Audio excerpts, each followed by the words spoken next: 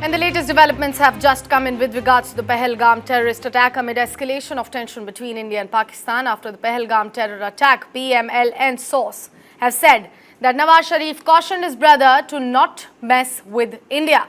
Sources went on to say that Nawaz has asked his brother and Prime Minister Shehbaz Sharif to utilize all available diplomatic resources to restore peace between the two countries.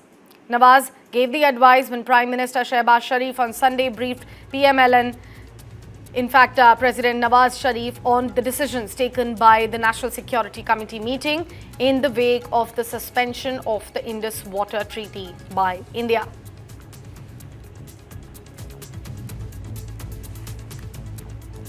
My colleague Aditya Rajkol joining us on the broadcast. Aditya, it's a big development coming in. The word of advice being exchanged between the two brothers of not to mess with India amidst the ongoing tensions. Well, certainly this is a big development coming in from Pakistan at a time when the India-Pakistan diplomatic tensions escalated. The Pahalgam terror, same advice coming in from Sharif, the PML-N chief, to his brother Shehbaz Sharif, who is the current Minister of Pakistan, to find a middle way and middle ground with India and in fact have some kind of a backroom negotiations. This comes from years and decades of experience of Nawaz Sharif, who has already engaged with India and often is considered someone who does not want to have any kind of a military conflict, but is a businessman and certainly wants a business-like approach with India. In the past, also in 2014, when Prime Minister Modi had sworn in as the Prime Minister for the first time, Nawaz Sharif had arrived personally to be part of that entire ceremony that took place in New Delhi. So certainly Nawaz Sharif is a peacemaker. He wants some kind of peace negotiation and diplomacy to play out, but it's unlikely at a time when their own government is a puppet of the Pakistan Army. It is Aqil Munir, the Pakistan Army chief, who sits in Rawalpindi, taking the shots. So how much of a leeway or how much of a control Shehbaz Sharif really has at this moment is dependent upon what the Pakistan Army's approach or strategy really is.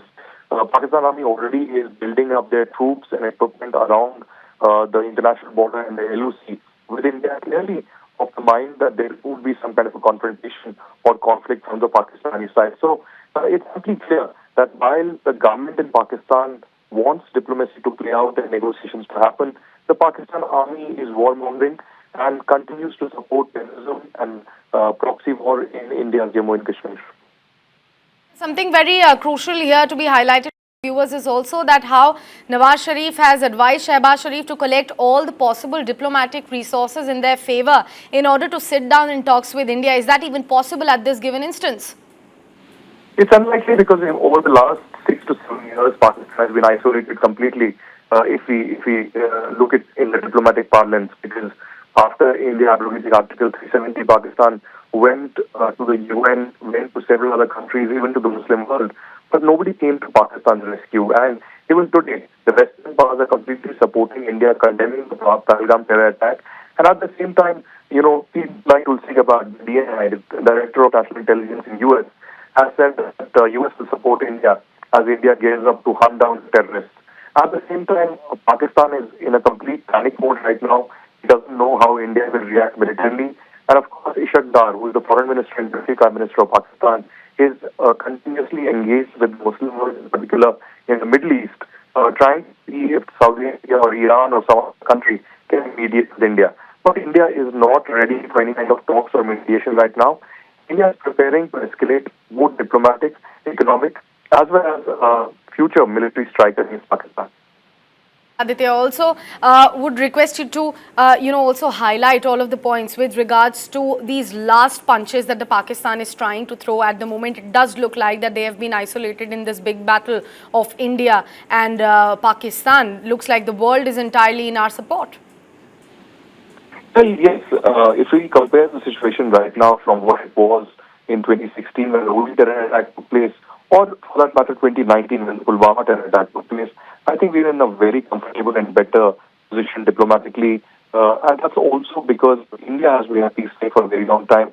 During the Russia-Ukraine war and the Israel-Hamas conflict, India has condemned both terrorism and at the same time spoken against any kind of war. It said that this is not the era of war and solutions cannot be found in the battlefield.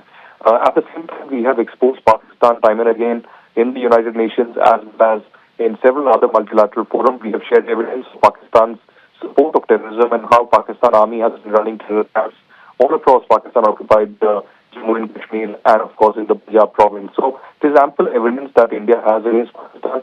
Already, India has also briefed more than 30 diplomatic corps members, that is ambassadors and high commissioners who are based in New Delhi. And there is greater clarity that foreign missions, particularly from the West and Middle East, have on India being a victim of terror and these terrorists.